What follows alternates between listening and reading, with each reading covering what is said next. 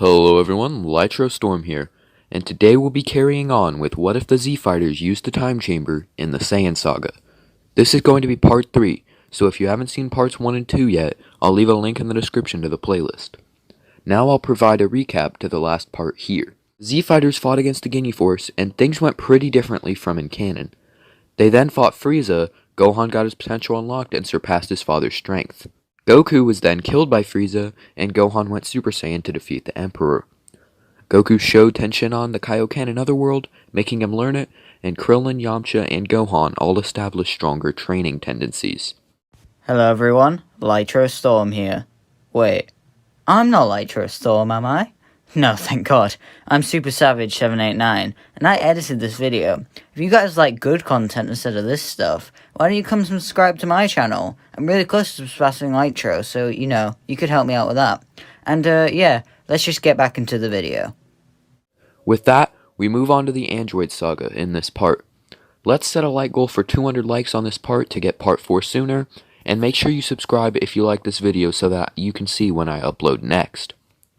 Less than 40% of my viewers are subscribed, so if you do, you'll be helping out a lot. As always, be sure to join my Discord and follow me on Twitter. Links in the description.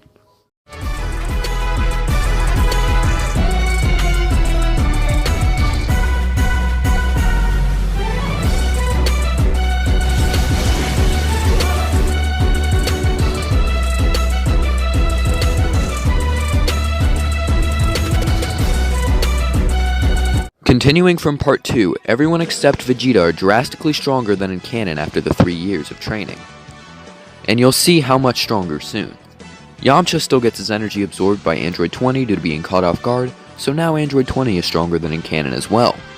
The Z Fighters then move to a less populated area where Goku fights 19 and Gohan fights 20.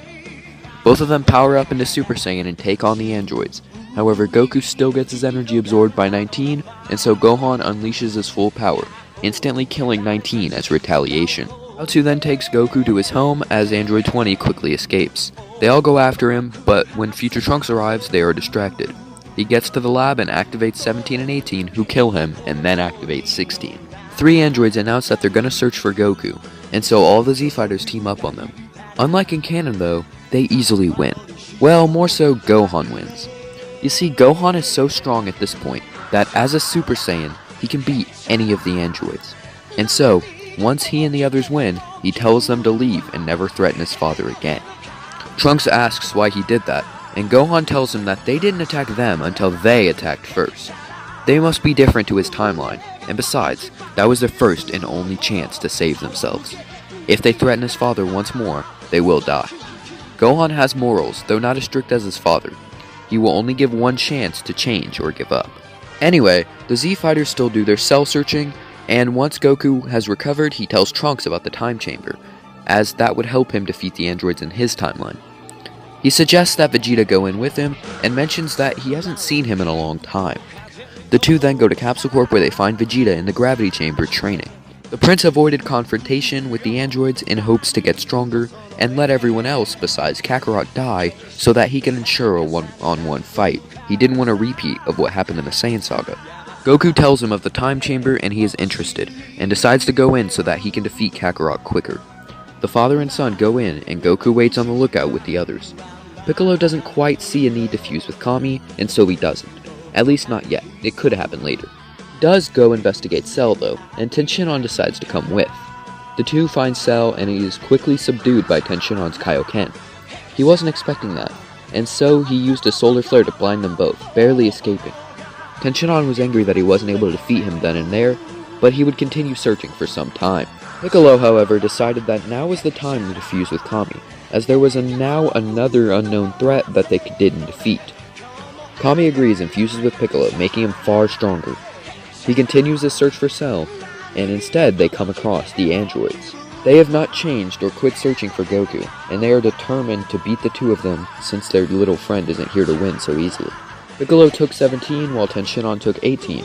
Piccolo is far stronger than in canon, in which the two were equals, so here he will absolutely dominate 17. Tenshinhan using the Kaioken would be able to fight on par with and sometimes overpower 18.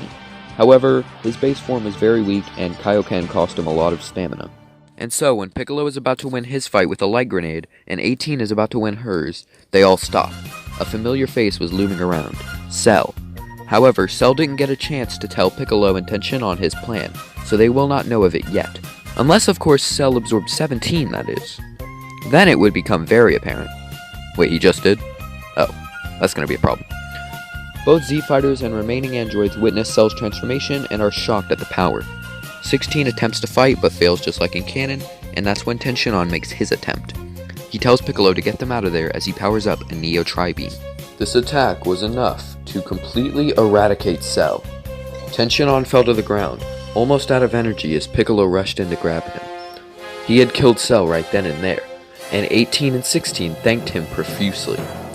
18 agreed not to attack Goku, and 16 was repaired by Bulma.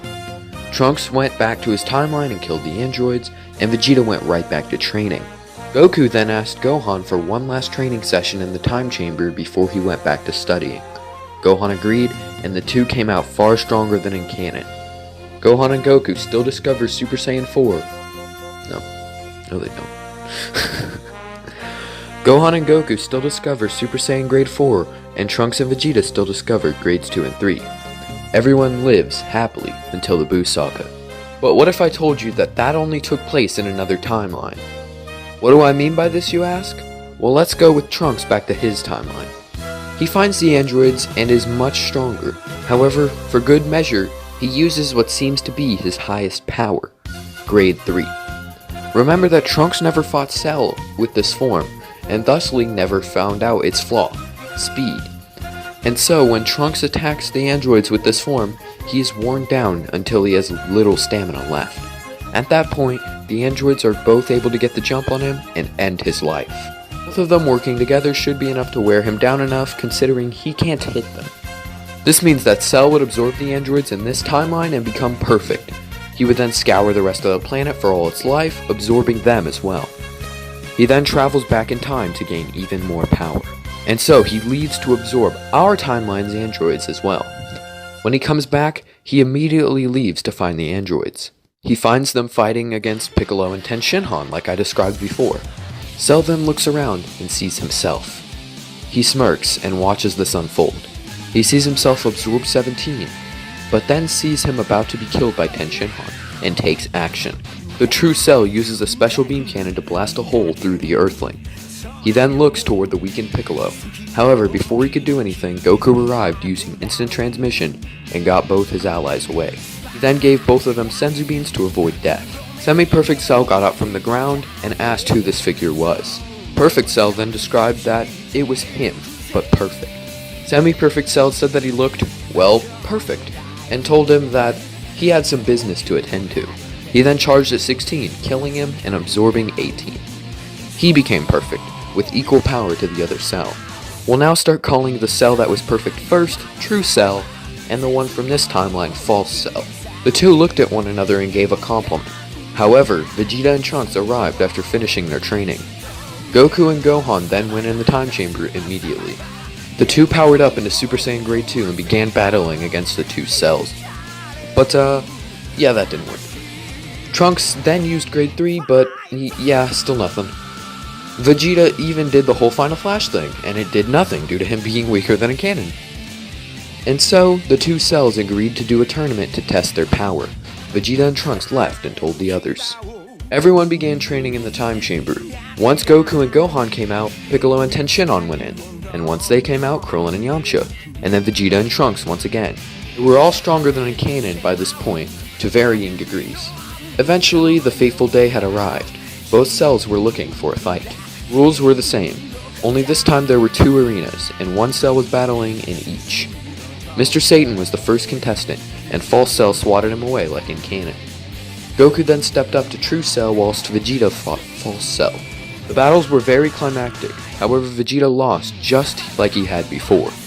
Goku's fight, however, was absolutely on his side. He was winning against the Cell, almost killing him with a Warp Kamehameha.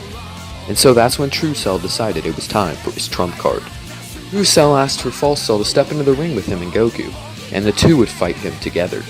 Everyone opposed this, but False Cell just unleashed the Cell Juniors to keep them at bay. However, they actually won pretty easily thanks to their increased strength, and also Gohan. 2 realized this and realized that they wouldn't be able to win against all of them. And so the True Cell began charging up a Kamehameha wave to kill them all, while False Cell held Goku off. But True Cell appeared behind him and said, "Gotcha," before absorbing him. Now Cell had gained power surpassing that of even Super Perfect Cell in canon. He easily one-shotted Goku and brought everyone else to a halt with this attack. Goku was forced onto the ground by this attack, not being able to move. Krillin rushed in to try to give him a Senzu Bean, but Cell was so fast that he took them all and destroyed them at once. Cell told Goku how disappointed he was that the strongest of all of them was now nothing to him, and Goku only responded by saying that he was right when he said he wasn't a match for him, but wrong in saying that he was the strongest. Goku then looked toward Gohan, who stood angrily. Gohan challenged Cell, and the two clashed, but ultimately Cell was winning by a lot.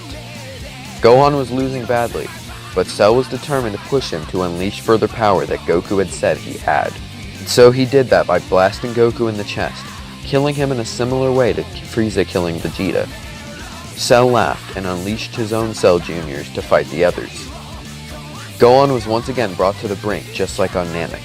He was fueled with anger, which turned into power. Mercy turned into vengeance. Super Saiyan turned into Super Saiyan 2.